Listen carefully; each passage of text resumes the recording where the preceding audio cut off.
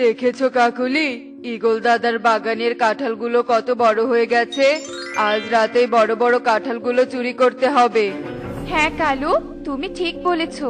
চলো তাহলে বাড়িতে গিয়ে ঘুম পেড়ে নেই। রাতে চুরি করতে আসলে তো আর ঘুম পাড়া হবে না।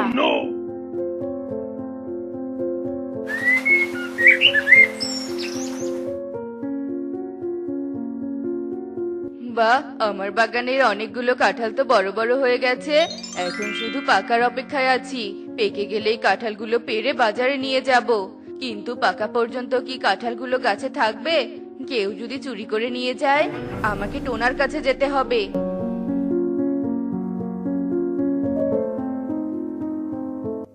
টোনা, টোনা, বাড়িতে আছিস? আরে ঈগল দাদা, তুমি এই গরিবের বাড়িতে কি মনে করে আসলে? তা ঘরের ভিতরে এসে বসো না। না রে টোনা, বসার যে সময় নেই। আমার বাগানের কিছু কাঁঠাল বড় হয়ে গেছে, তাই আজ রাত থেকে তোকে বাগান পাহারা দিতে হবে, যেন কোনোভাবেই চোর কাঁঠাল চুরি করতে না পারে। আচ্ছা ঠিক আছে দাদা, আমি অবশ্যই ভালো করে তোমার বাগান পাহারা দিব। তাহলে সন্ধ্যার পরপরই যাবি, বুঝেছিস? হ্যাঁ দাদা, বুঝেছি। টুনি, আজ সন্ধ্যার আগে রান্নাটা সেরে ফেলো। খাবার খেয়ে ঈগল দাদার বাগান পাহারা দিতে যাব। ঠিক আছে টোনা, আমি এক্ষুনি রান্নার ব্যবস্থা করছি। এরপর টনি রান্নার কাজ শুরু করে দেয়। আর এভাবেই বিকেল গড়িয়ে সন্ধ্যা নেমে আসে। আর টোনা একটা লাঠি নিয়ে ঈগলের কাঁঠাল বাগানে চলে যায়। কালু, কালু, তাড়াতাড়ি উঠো, দেখো রাত হয়ে গেছে। কাঁঠাল চুরি করতে যাবে কখন? এই তো উঠে পড়েছি। 2টা বস্তা নিয়ে নাও। আজ 2 বস্তা কাঁঠাল চুরি করব। বেশি কাঁঠাল চুরি করতে গিয়ে আবার ধরা পড়তে হবে।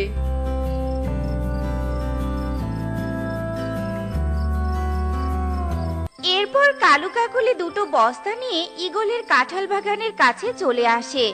আর বাগানের সামনে টোনাকে দেখে কালু কাকুলি গাছের আড়ালে লুকিয়ে পড়ে।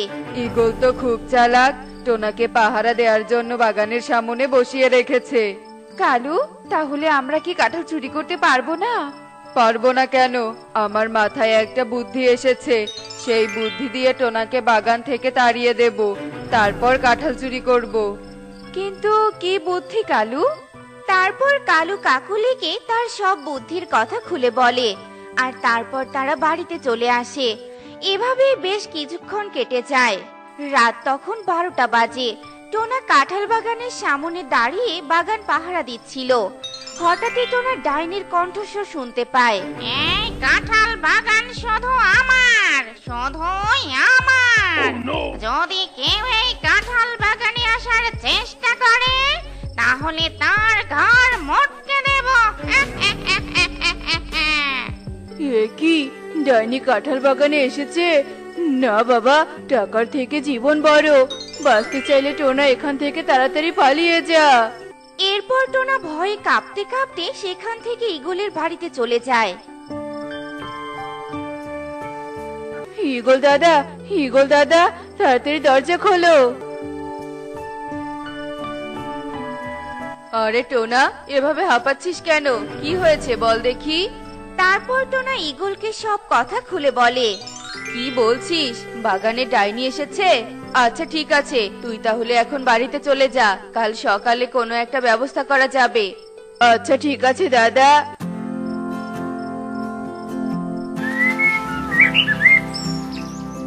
তান্ত্রিক বাবা, এই যে আমার কাঁঠাল বাগান। এই বাগানে ডাইনি প্রবেশ করেছে। আপনি ডাইনিকে তাড়ানোর ব্যবস্থা করুন। আচ্ছা ঠিক আছে, তাই করছি। শোন, তোর বাগানে এখন কোনো ডাইনি নেই। এই ডাইনি হয়তো রাতে এখানে প্রবেশ করে। এই নে মন্ত্র পড়া জল। এই জলগুলো বাগানের চারপাশে ছিটিয়ে দিবি, তাহলে ডাইনি বাগানে প্রবেশ করতে পারবে না। আচ্ছা ঠিক আছে বাবা, আপনাকে অনেক ধন্যবাদ।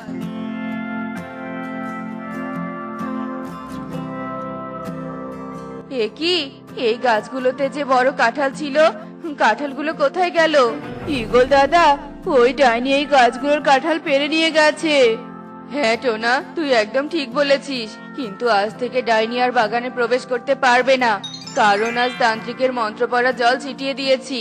তোরও কোনো ভয় নেই রে টোনা, তুই ভালোভাবে বাগান পাহারা দিতে পারবি। হ্যাঁ দাদা, তুমি ঠিক বলেছো। দেখেছো কাকুলি, আমার বুদ্ধি দিয়ে কিভাবে কাঁঠাল চুরি করলাম। এমন বুদ্ধি করেছি না যে কেউ আমাদের ধরতে পারবে না। এখন বাকি কাঁঠালগুলো চুরি করে এনে সব কাঁঠাল একসাথে বিক্রি করে দিব, তাহলে একসাথে ভালো টাকা হাতে পাবো। হ্যাঁ কালু, তোমার মাথায় অনেক ভালো বুদ্ধি আছে। তোমাকে বিয়ে করে আমার জীবন ধন্য হয়ে গেছে। এসব বলে কালু কাকুলি হাসতে থাকে। আর এভাবেই সারা দিন কেটে রাত নেমে আসে। রাত হতেই টোনা লাঠি নিয়ে বাগান পাহারা দিতে চলে আসে। আর এদিকে কালু কাকুলি রেডিও নিয়ে বাগানে চলে আসে আর লুকিয়ে লুকিয়ে ডাইনির কণ্ঠ বাজাতে থাকে। এই কাঁঠাল বাগান আমার। যদি কোনো পাখি আমার বাগানে আসে তাহলে তার ঘাড় মটকে দিব। ওরে বাবা রে, ওরে মারে, ডাইনি দেখছি আবার বাগানে চলে এসেছে। পালাই বাবা, তাড়াতাড়ি এখান থেকে পালাই। টোনা ভেবেছে সত্যি সত্যি ডাইনি এসেছে। দেখেছো কি ভয় পেয়ে পালিয়ে গেল। আমরা যে ডাইনির কণ্ঠ নকল করে চুরি করার জন্য এসব করেছি, এটা তো জানিস না টোনা। শয়তান পাখি, তোরা আমার কণ্ঠ নকল করে অন্যের ফল চুরি করছিস। আজ তোদের উচিত শিক্ষা দিয়েই ছাড়বো। একে ডাইনি, তুমি এখানে? আমার কণ্ঠ নকল করে চুরি করা হচ্ছে তাই না? দাঁড়া, আজ তোদের মজা দেখাচ্ছি। ডাইনি দিদি, দয়া করে আমাদের ক্ষমা করে দাও। সত্যি বলছি, আমরা আর কোনোদিন কারো জিনিস চুরি করব না। চুপ কর, তোরা একে তো চুরি করেছিস, তারপরও আবার আমার দোষ দিয়েছিস। তোদের শাস্তি তো পেতেই হবে। এসব বলে ডাইনি কালু কাকুলিকে উপরে তুলে নিচে ফেলে দেয়। আর মাটিতে পড়তেই কালু কাকুলির পা ভেঙে যায়। তারপর ডাইনি তাদের গাছের সাথে বেঁধে রেখে সেখান থেকে চলে যায়। এভাবে সেই রাতটা কেটে যায়। আর পরের দিন টোনা আর ঈগল আবারও তান্ত্রিককে নিয়ে বাগানে আসে।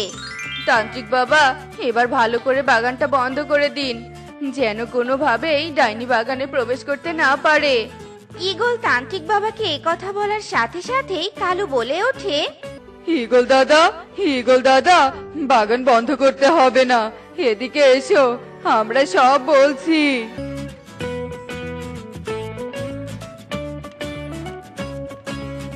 হে কি কালু কাকুলি, তোরা তোরা এখানে গাছে বাঁধা অবস্থায় কেন? তোদের এখানে কে বেঁধে রেখেছে? আসলে ঈগল দাদা, বাগানে কোনো ডাইনি আসেনি। আমরাই ডাইনির কণ্ঠ রেডিওতে বাজিয়ে টোনাকে ভয় দেখিয়ে তাড়িয়ে কাঁঠাল চুরি করেছি। এবার অন্তত আমাদের বাঁধনটা খুলে দাও। এরপর ঈগল কালু কাকুলির বাঁধন খুলে দেয়।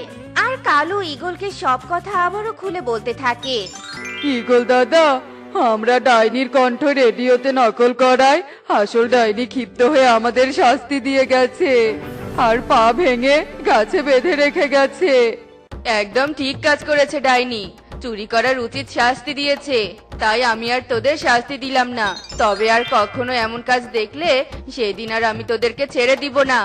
না ঈগল দাদা, আমরা আর কখনোই এমন কাজ করব না, আমাদেরকে ক্ষমা করে দাও। আর আমাদের বাড়িতে যে কাঁঠালগুলো আছে ওই কাঁঠালগুলো তুমি নিয়ে এসো। দাদা, আমি কাঁঠালগুলো নিয়ে আসছি।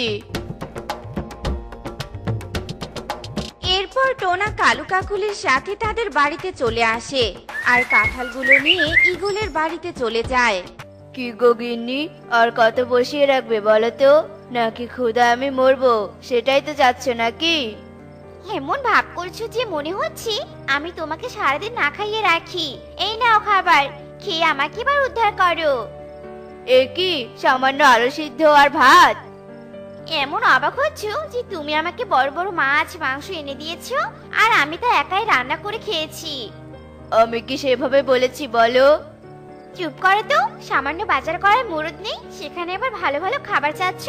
বাপ দাদা যে চুরির জিনিসগুলো রেখে গিয়েছিল সেগুলো বিক্রি করে তো প্রতিদিন চললো। এখন তো সেটুকু ফুরিয়ে গিয়েছে। দুদিন পর তো না খেয়ে থাকা ছাড়া আর কোনো উপায়ই থাকবে না। বউয়ের এত এত কথা শুনে টোনা পুরো চুপসে যায় আর চুপচাপ করে আলু সিদ্ধ দিয়ে ভাত খায়, এরপর শুয়ে পড়ে। এদিকে দেখতে দেখতে রাত গভীর হয়ে আসে আর টোনা শুয়ে শুয়ে ভাবতে থাকে, বউ তো আমাকে ঠিকই বলেছে, আমি তো কোনো কাজই করি না। বাপদাদার নামটুকু যে আমি রেখে দিব সেটাও তো আর করি না। না, এভাবে আমি আর বাপদাদার সাথে প্রতারণা করতে পারি না, আমাকে চুরি করতেই হবে। বউ, ও বউ, ঘুমিয়েছো? এখন থেকে তোমাকে আর কষ্ট করে সংসার করতে হবে না, আমি চুরি করবো গো, আর চুরি করে রাজার হালে চলবো। হয়েছে, চুপ করো তো। তোমার যে চুরি করার কি মরদ আছে সেটা আমি খুব ভালো করেই জানি। এবার দয়া করে আমাকে ঘুমাতে দাও তো। সারাদিন কাজ করে আমার শরীরের হাড় হাড্ডিগুলো সব নড়বড় হয়ে গিয়েছে। টুনি টোনার কথায় কোনো কান না দিয়ে ঘুমিয়ে পড়ে আর টোনা মন খারাপ করে ঘুমিয়ে পড়ে। এদিকে দেখতে দেখতে সকাল হয়ে আসে।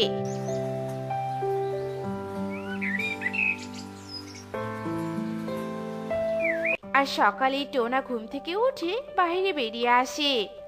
চুরি করার জন্য তো বেরিয়ে পড়লাম, কিন্তু কোথায় চুরি করব আর তার তো কিছুই বুঝতে পারছি না। আমি বরং এক কাজ করি, বাজারে যাই। বাজারে তো অনেক পাখি থাকে, সুযোগ বুঝে কোথাও একটা কোপ দিয়ে দিব। টোনা তার ভাবনা মতো বাজারে যায় আর সুযোগ বুঝে পেঁচার ব্যাগের মধ্যে হাত ঢুকিয়ে দেয়। আর পেঁচাও তো কম চালাক নয়। আরে আরে, এই ছেলে, তুমি আমার ব্যাগে হাত কেন দিয়েছো? হ্যাঁ, হা হা হা হা, এটা আপনার ব্যাগ? হাত দিয়ে ফেলেছি, ভুলে হাত দিয়ে ফেলেছি। আসলে আমি ভেবেছিলাম আমার ব্যাগে আমি হাত দিয়েছি। মিথ্যে বলার আর কোনো জায়গা পেলি না? তোর কাছে তো কোনো ব্যাগই নেই, সেখানে আবার নিজের ব্যাগে হাত কি করে দিবি? হ্যাঁ, শালার বেটা চোর, ধর সবাই, মার সবাই। সবাই চোর চোর বলতে বলতে মারতে শুরু করে। আর টোনা মার খেয়ে কোনো রকমে সেখান থেকে পালিয়ে চলে আসে আর গাছের ডালে বসে একা একাই কাঁদতে থাকে। কি নির্দয় ভাবে সবাই আমাকে মারলো, মেরে পুরো পরোটা বানিয়ে দিল আমাকে। কেউ একটু মায়াও করলো না আমার ওপর। টোনা গাছের ডালের উপর বসে কাঁদতে কাঁদতে পুরো দিন পার করে দেয়। আর কখন যে সে ঘুমিয়ে পড়ে সে নিজেও জানে না। আর যখনই তার ঘুম ভেঙে যায় তখন সে দেখতে পায় গভীর রাত হয়ে এসেছে। আরে বাহ, এখনই তো চুরি করার মোক্ষম সময়। ওই তো গাছে একটা বড় বাড়ি দেখা যাচ্ছে, যাই গিয়ে আমি বরং আমার কাজটাই সেরে ফেলি। টোনা চুরি করার জন্য জানালা দিয়ে বাড়ির ভিতর ঢুকে যায়। আরে বাহ, এ ঘরে তো অনেক জিনিস, কিন্তু আমি কোনটা ছেড়ে কোনটা নিব সেটাই তো বুঝতে পারছি না। আরে ওই তো রেডিও দেখা যাচ্ছে। রেডিও তো আমার বউয়ের ভীষণ পছন্দ, আমি বরং রেডিওটাই আমার বউয়ের জন্য নিয়ে যাই, তাহলে আমার বউ অনেক খুশি হবে। কিন্তু তার আগে তো আমাকে রেডিওটা বাজিয়ে দেখতে হবে, নয়তো বাড়ি গিয়ে যদি এটা না বাজে তাহলে আমার বউ আবার আমাকে বোকা বলবে। এই বলে টোনা রেডিওটা অন করে আর অমনি মিনুর ঘুম ভেঙে যায় আর চোখ বন্ধ করে চিৎকার করে বলতে থাকে, ভূত, ভূত। না না মাসিমা, আমি ভূত নই গো, আমি ভূত নই, আমি হলাম চোর। চোর, আমি চুরি করতে এসেছি। কি? চোর, চোর, চোর, ধর সবাই, চোর। মিনুর চিৎকার শুনে বাড়ির সবাই সেখানে ছুটে আসে আর চোর চোর বলে টোনাকে মারতে থাকে আর মেরে টেরে ঘর থেকে ধাক্কা মেরে বাইরে ফেলে দেয়। আমার আর চোর হওয়া হলো না, পুরো কপাল আমার। যেখানে চুরি করতে যাই সেখানেই মার খাই। এবার আমি আমার বউয়ের কাছে কি করে মুখ দেখাবো? আমাকে যে আলু সিদ্ধ ভাতই খেতে হবে। টোনা চিৎকার করে কাঁদতে থাকে। এমন সময় ঈগল সেখানে আসে। আরে ভাই, কে তুমি? অমন করে মরা কান্না জুড়েছো কেন শুনি? হ্যাঁ, আমি হলাম চোর, কিন্তু যেখানেই আমি চুরি করতে যাই সেখানেই মার খাই। এরপর টোনা তার সাথে ঘটে যাওয়া সব ঘটনা খুলে বলে। বুঝতে পেরেছি, এবার তাহলে আমার সাথে চলো, আমি তোমাকে ঠিকঠাক জায়গায় নিয়ে যাব। মানে কোথায় নিয়ে যাবে তুমি আমাকে? আরে বেটা, আমিও তোমার মতো চোর, সেই পূর্বকাল থেকে আমি চুরি করে আসছি। কিন্তু সাপের মতো পিছলে বেরিয়ে যায় বলে সবাই আমাকে পিছলা চোর নামেই ডাকে। আর আমাকে ধরার জন্য সরকার 50,000 টাকা ঘোষণা করেছে। গুরু গুরু, আপনি আমাকে আপনার সাথে নিয়ে চলুন, আমি আপনার আদেশ মেনে চুরি করব। আচ্ছা ঠিক আছে, চল তবে। এরপর ঈগল টোনাকে সাথে নিয়ে যেতে থাকে আর মনে মনে ভাবতে থাকে, একে দিয়েই আজ আমাকে আমার কাজটুকু সেরে ফেলতে হবে। আমরা এখন কোথায় যাব? আমরা এখন চুরি করতে যাব। এই ব্যাটা তো জানেই না যে আমরা এখন পুলিশ বাবুর বাড়িতে চুরি করতে যাচ্ছি। হা হা হা হা হা। শোনো, ওই জানলা দিয়ে সোজা ঘরের ভিতর ঢুকে যাবে, তারপর আলমারি খুলবে। আলমারিতে ছোট একটা বাক্স আছে, সেই বাক্সটা নিয়ে বেরিয়ে আসবে। আচ্ছা ঠিক আছে, এই আমি যাব আর ফিরে আসব। এরপর ঈগলের বলা কথা মতো টুনা পুলিশের ঘরে ঢুকে পড়ে আর ঘরে ঢুকেই ভাবতে থাকে, ঈগল আমাকে যেন কি নিতে বললো? ও মনে পড়েছে, ছোট বাক্স নিতে বলেছে। কিন্তু ছোট বাক্স নিয়ে কি করব? তাতে তো সামান্য কিছু জিনিস থাকবে। আমি বরং তার থেকে একটা কাজ করি, ওই বড় বাক্সটাই নিয়ে যাই। টোনা সবকিছু বাদ দিয়ে বড় বাক্সটা তুলে নেয় আর বারান্দায় এসে দাঁড়ায়। গুরু, এই দেখুন আমি কত বড় বাক্স তুলে এনেছি। এতে অনেক জিনিসপত্র আছে। আপনি অর্ধেক ভাগ নিতে পারবেন আর আমি বাকি অর্ধেক ভাগ নিতে পারবো। আরে মাথা মোটা, আমি তোকে এটা নিতে বলিনি, আমি তোকে ছোট্ট বাক্সটা আনতে বলেছি। যা, ওই বাক্সটা নিয়ে আয়। ওরে বাবা রে গুরু, এটা যে ভারী, না জানি কখন পড়ে যায়। কথা বলার সাথে সাথেই বাক্সটা টোনার হাত থেকে পড়ে ঈগলের উপর পড়ে যায় আর ঈগল চিৎকার করে। ওরে বাবা রে, এই মূর্খ তো আমার কোমরটাই ভেঙে দিল। এদিকে ঈগলের চিৎকার শুনে পুলিশের ঘুম ভেঙে যায় আর দৌড়ে বাইরে চলে আসে। আরে এ তো সেই পিছলা চোর, এতদিন ধরে তো একে আমি খুঁজে বেড়াচ্ছি। আর এটাকে, এই কে তুই? আমার বাড়ির সামনে ঘুরঘুর কেন করছিস? আগে বাবু, আমি চোর, কিন্তু যেখানে চুরি করি সেখানেই মার খাই আসলে। এরপর টোনা ঈগলের কথাগুলো সব খুলে বলে পুলিশকে। বাবা, তুই তো অনেক ভালো, তুই তো অনেক ভালো কাজ করেছিস। এই পিছলা চোর এতগুলো দিন থেকে আমাদের নাকের ডগায় দড়ি বেঁধে ঘুরিয়েছে, এবার তুই তাকে জব্দ করেছিস। তাই এখন থেকে তোকে আর চুরি করতে হবে না। সরকারের দেয়া 50,000 টাকা তুই পাবি, আর তার সাথে আমার প্রমোশনটা হয়ে যাবে। হা হা হা হা হা। 50,000 টাকা? একসাথে তো আমি 500 টাকায় কোনোদিনও চোখে দেখিনি, আর এখন কিনা 50,000 টাকা পাবো আমি? হ্যাঁ পাবি, চল আমার সাথে। আমি তোকে টাকার চেক দেই, আর তারপর এই পিছলা চোরের ব্যবস্থা আমি করছি। পুলিশ টোনাকে নিয়ে ঘরে যায় আর হাতে একটা 50,000 টাকার চেক দিয়ে দেয়। এদিকে ঈগল, লোকে ঠিকই বলে, বোকা বন্ধুর থেকে চালাক শত্রু অনেক ভালো। এই বলে ঈগল কাঁদতে থাকে আর এদিকে টোনা চেক নিয়ে খুশি মনে বাড়ি ফিরে যায়। বউ দেখো, আমরা এখন অনেক বড়লোক হয়ে গিয়েছি। এখন আমাদের আর কোনো অভাব থাকবে না। এই নাও 50,000 টাকা। 50,000 টাকা? এত টাকা তো আমি আমার বাপের জন্মেও দেখিনি গো। এত টাকা তুমি কোথায় পেলে গো? বলো বলো। এরপর টোনা টুনিকে সব ঘটনা খুলে বলে। সব শুনে টুনি অনেক খুশি হয় আর চেক থেকে টাকা বের করে তারা সুখে শান্তিতে দিন কাটাতে থাকে। খাবারের অভাব। শিমুলপুর বনে এক দুঃখী টুনি তার দুই ছানা টুকি আর টুনটুনকে নিয়ে বাস করত। টুনির দুঃখের কোনো শেষ ছিল না। টুনি কোনো রকমে তার দুই ছানাকে নিয়ে ভাঙা ঘরে ভাড়া থাকতো। তারা ছিল অনেক গরিব। খাবারের অভাবে টুনি নিজে এবং তার সন্তানদের মুখে একবেলা খাবারও জোগাড় করে দিতে পারতো না। এতে তাদের অনেক কষ্ট হতো। একদিন, মা, ও মা, আমাদের খুব খিদে পেয়েছে মা। কাল রাত থেকেই না খেয়ে আছি, এখনো কিচ্ছু খেতে দাওনি। এখন কিছু খেতে দাও না মা, ক্ষুধার জ্বালায় যে আমি মরেই যাচ্ছি। মারে, ঘরে তো কোনো খাবার নেই রে মা, তাহলে তোদের আমি কোথায় থেকে খাবার দিব? আর কেউ তো কোনো কাজও দিতে চায় না আমাকে। তোরা একটু বস, আমি দেখি কোথাও কোনো খাবার পাই কিনা। এই বলে টুনি খাবার চাইতে শালিকের কাছে যায়। শালিক দিদি, ও শালিক দিদি, আমার সন্তানেরা কাল থেকে না খেয়ে আছে গো, তুমি একটু খাবার দাও না গো দিদি। আমরাই না খেয়ে বেঁচে আছি, তাহলে আমি তোকে আবার কোথা থেকে খাবার দিব বলতো? দিদি, তুমি আমাকে একটু খাবার দাও দিদি, আর খাবারের বিনিময়ে তুমি আমাকে যা করতে বলবে আমি তাই করব, তবু আমাকে একটু খাবার দাও। ঠিক আছে ঠিক আছে, তোকে খাবার দিব আমি। তার আগে তোকে ওই কাঠগুলো ঘরে তুলে দিতে হবে। সব কাঠ ঘরে তোলার পর আমি তোকে খাবার দিব, বুঝতে পেরেছিস?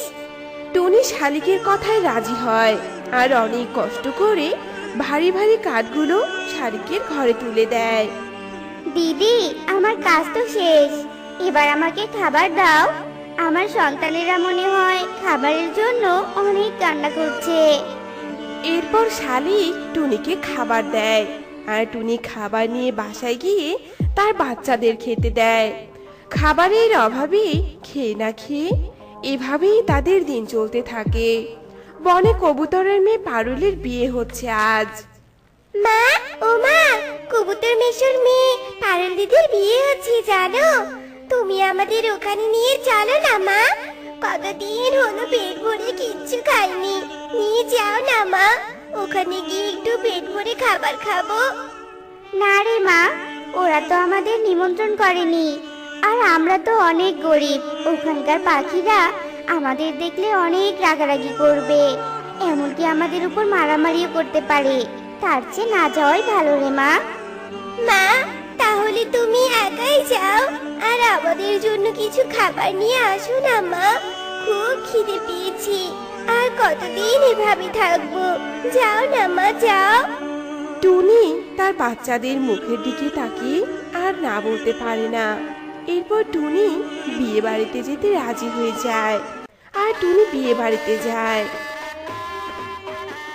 কবুতর দাদা, আমাকে কিছু খাবার দাও না গো দাদা, আমার মেয়েরা না খেয়ে আছে। তোর মেয়েরা না খেয়ে আছে তো আমি কি করব? আর তোর মতো গরিবের সাহস কি করে হলো হ্যাঁ আমার মেয়ের বিয়েতে আসার, আর এখানে এসে কিনা আমার কাছে খাবার চাইছিস? দাদা, আমার উপর একটু দয়া করো, আমার মেয়েরা খাবারের অভাবে মারা যাবে। দাদা, আমাকে তাড়িয়ে দিও না, আমাকে কিছু খাবার দাও না দাদা। দাদা, আমি তোমার কাছে ভালো খাবার চাচ্ছি না, অতিথিরা খেয়ে তাদের প্লেটে যে অবশিষ্ট খাবার থাকবে, মানে অতিথিদের ছাড়া খাবার, সেটা আমাকে দিলেই হবে, আমি আমার মেয়েদের জন্য সেই খাবারই নিয়ে যাব। দাদা, ওই খাবারগুলোই আমাকে দিয়ে দাও।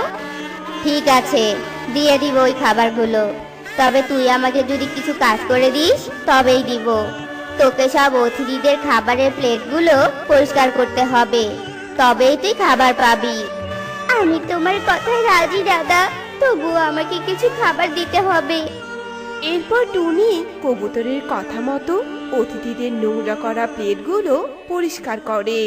টুনির কাজ শেষে টুনি খাবার নিতে কবুতরের কাছে যায় আর বলে, দাদা, আমার কাজ শেষ, আমাকে এবার খাবার দাও। আমার বাড়ির পেছনে গিয়ে দেখ, খাবার রাখা আছে, আর ওখান থেকে যতটা মন চায় ততটাই নিয়ে যা। টুনি কবুতরের এই কথা শুনে ভীষণ খুশি হয় আর কবুতরের বাড়ির পিছনে যায়, আর গিয়ে যা দেখে তাতে টুনির চোখ বেয়ে এমনিতেই জল পড়তে থাকে। টুনি সেখানে গিয়ে দেখে যে কবুতর অবশিষ্ট খাবারগুলো ফেলে দিয়েছে, আর সেই খাবারগুলো একটা কুকুর খাচ্ছে। টুনি কুকুরের মুখ থেকে খাবার কেড়ে নেয় আর বলে, মারে, তোরা আমাকে ক্ষমা করে দিস রে মা, আজ খাবারের অভাব দেখে তোদের আমি কুকুর খাওয়া খাবার খাওয়াচ্ছি, এই কাজ করা ছাড়া যে আমার আর কোনো উপায় নেই রে মা। এই বলে টুনি খাবারগুলো নিয়ে গিয়ে তার মেয়েদের খেতে দেয় আর নিজেও সেই কুকুর খাওয়া খাবারগুলো খায়। খাওয়া শেষে টুকি বলে ওঠে, মা, মা জানো, আজ পেট ভরে খেলাম, খুব মজা হয়েছে মা। কবুতর মিশু খুব ভালো, তাই না মা? আর ভালো না হলে কি এতগুলো খাবার আমাদের দিয়ে দিত বলো? মারে, তোরা এখন অনেক ছোট, এখন এসব কিছু বুঝবি না। বড় হ, তারপর বুঝবি এই পৃথিবীর পাখিরা কতটা নিষ্ঠুর হতে পারে।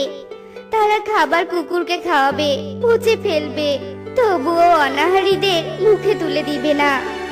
মা, তুমি এভাবে কান্না করছো কেন? তুমি কান্না করো না মা, আজকে আমরা তোমার কাছে আর খাবার চাইবো না।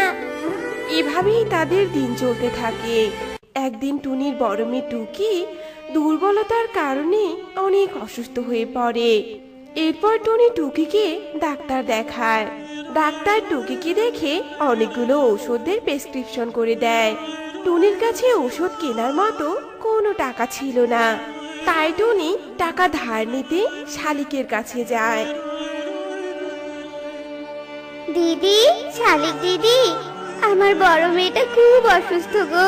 ডাক্তার অনেকগুলো ওষুধ দিয়েছে, কিন্তু ওষুধগুলো কেনার টাকা যে আমার কাছে নেই। দিদি, তুমি আমাকে কিছু টাকা ধার দাও না দিদি, দয়া করে দাও, নইলে আমার মেয়েটাকে বাঁচানো যাবে না। হ্যাঁ রে টুনি, তোকে একদিন খাবার দিয়ে সাহায্য করেছি বলে কি তুই প্রতিদিন আমার কাছে আসবি সাহায্য চাইতে? তুই এমনিতেই তো অনেক গরিব, একবেলা খাবার জোগাড় করতে পারিস না তুই, আবার আমার কাছে টাকা ধার নিতে এসেছিস? হ্যাঁ রে শুনি, তুই সেই টাকা ধার নিলে কিভাবে শোধ করবি? হ্যাঁ, দূর হ ভিখারি এখান থেকে, যত সব। এই বলে শালিক টুনিকে তাড়িয়ে দেয়। টুনি তার মেয়ের চিন্তা করতে করতে বেখেয়ালি ভাবে রাস্তা দিয়ে হাঁটছিল। এমন সময় টুনি নিজের অজান্তে একটা বড় গাছের সাথে ধাক্কা খায়, আর টুনি মাথায় ভীষণ আঘাত পায়। মাথা থেকে রক্ত বের হয়, কিন্তু টুনি সেদিকে খেয়াল না দিয়ে তার অসুস্থ মেয়েকে বুকে নিয়ে রাস্তায় বসে কান্না করে আর বলতে থাকে, এদিকে পেটে প্রচুর খিদে, তার উপর আবার মেয়েটা অসুস্থ, আমি এখন কি করব? মা হয়ে আমি আমার সন্তানদেরকে ঠিক মতো খাবার দিতে পারছি না, ভালো চিকিৎসাও দিতে পারছি না। হে ঈশ্বর, আমার মতো অভাগীর ঘরে এই দুটো সন্তানকে কেন পাঠিয়েছো? কেন আমার দুঃখের ভাগে এদের বানিয়েছো? বলো ঈশ্বর, তুমি তো আমাকে নিঃসন্তান রাখতে পারতে, তাহলে কেন আমাকে সন্তান দিয়েছো যে সন্তানদের আমি খাওয়াতেই পারি না? আমি আমার দুঃখ একাই বহন করতাম। এই বলে টুনি কান্না করছিল। এমন সময় টুনির সামনে গাড়ি থেকে কণিকা কাক নেমে আসে আর বলে, কি হয়েছে তোমার? তুমি এভাবে কেন কান্না করছো? আর তোমার মাথা থেকে তো রক্ত বের হচ্ছে, আর তোমাদের মুখ দেখেও তো মনে হচ্ছে তোমরা অনেকদিন যাবত না খেয়ে আছো। বলো আমাকে, আমি তোমাদের কি সাহায্য করতে পারি? কণিকার কথা শুনে টুনি তার দুঃখের কথাগুলো কণিকাকে খুলে বলে। সব শুনে কণিকা বলে, তোমরা চলো আমার সাথে হাসপাতালে, আগে তোমাদের চিকিৎসা করাতে হবে। আর হ্যাঁ, তোমরা তিনজন আজ থেকে আমার বাসায় থাকবে, আর আজকের পর থেকে তোমাদের আর কখনো কোনো খাবারের অভাব থাকবে না।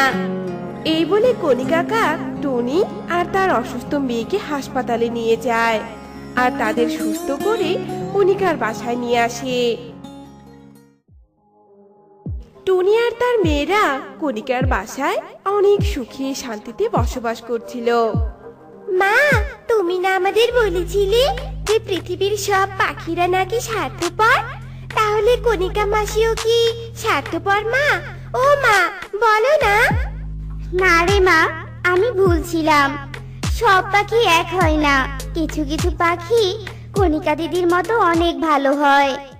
তো বন্ধুরা, অতিরিক্ত অপচয় না করে সমাজের অবহেলিত অনাহারে থাকা অসহায়দের সাহায্য করা উচিত, এতে আমাদের সমাজ অনেক সুন্দর হবে। তো বন্ধুরা, আজ আমাদের গল্পটি তোমাদের কাছে কেমন লেগেছে তা কমেন্টে জানাতে ভুলো না কিন্তু।